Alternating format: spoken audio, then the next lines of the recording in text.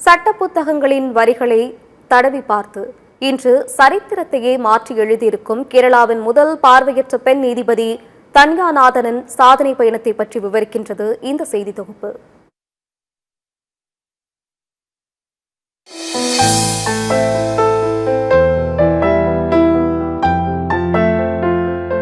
நீதிமன்றங்களில் நாம் காணும் அந்த நீதி தேவதை சட்டம் ஒருபோதும் பாரபட்சம் காட்டாது என்பதற்காக தன் கண்களை துணியால் மறைத்துக் கொண்டார்.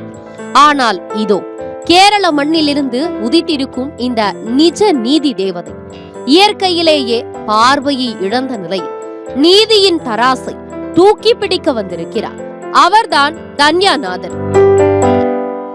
கேரளாவின் கண்ணூர் மாவட்டத்தை பூர்வீகமாக கொண்ட 24 வயதான தன்யாவுக்கு பிறப்பிலிருந்தே பார்வை சவால் இருந்துள்ளது. ஆனால் அந்த இருள் அவரது அறிவை ஒருபோதும் மறைக்கவில்லை.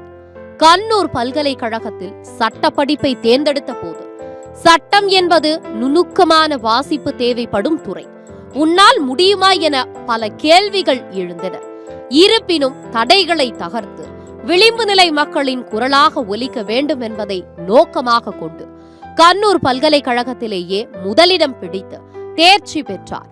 ஒரு வழக்கறிஞராக தலிபராம்பா நீதிமன்றத்தில் அவர் நுழையும் போது அவரிடம் இருந்தது அசைக்க முடியாத தன்னம்பிக்கை மட்டுமே. நீதிபதி ஆவது என்பது சாதாரணமான காரியம் அல்ல.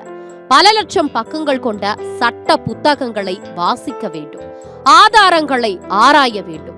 பார்வையற்றவர்களால் நீதி வழங்க முடியுமா என்ற கேள்விகள் தன்யாவை சூழ்ந்து கொண்ட போதிலும் அவர் சோர்ந்து போகவில்லை. ஸ்கிரீன் ரீடிங் மென்பொருட்கள் மற்றும் பிரெய்லி முறையை பயன்படுத்தி இரவும் பகலும் உழைத்தார்.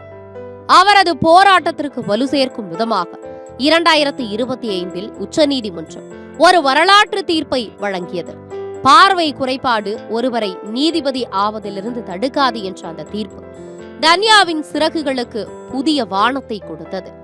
கேரள நீதித்துறை சேவையில் சிவில் நீதிபதி தேர்வில் தேர்ச்சி பெற்று வரையறுக்கப்பட்ட மாற்றுத்திறனாளிகளுக்கான தகுதி பட்டியலில் முதலிடம் பிடித்து தான் வெறும் நீதிபதி அல்ல, ஒரு முன்னுதாரணம் என்று நிரூபித்து உள்ளார் தன்யாநாதன். தன்யாவின் வெற்றி அவர் ஒருவருக்கு மட்டும் கிடைத்த வெற்றி அல்ல, தடையால் முடங்கியிருக்கும் லட்சக்கணக்கான கனவுகளுக்கு கிடைத்த வெற்றி. விழிகள் மூடி இருந்தாலும் விவேகம் விழித்திருந்தால் எதையும் சாதிக்கலாம் என்பதற்கு தன்யாநாதனே சாட்சி. தார்மீக பண்போடு தனது அகக்கண்ணால் நீதி வழங்க தயாராகியுள்ள நீதிச்சுடர் தன்யாநாதனுக்கு சத்தியம் தொலைக்காட்சியின் வாழ்த்துக்கள்.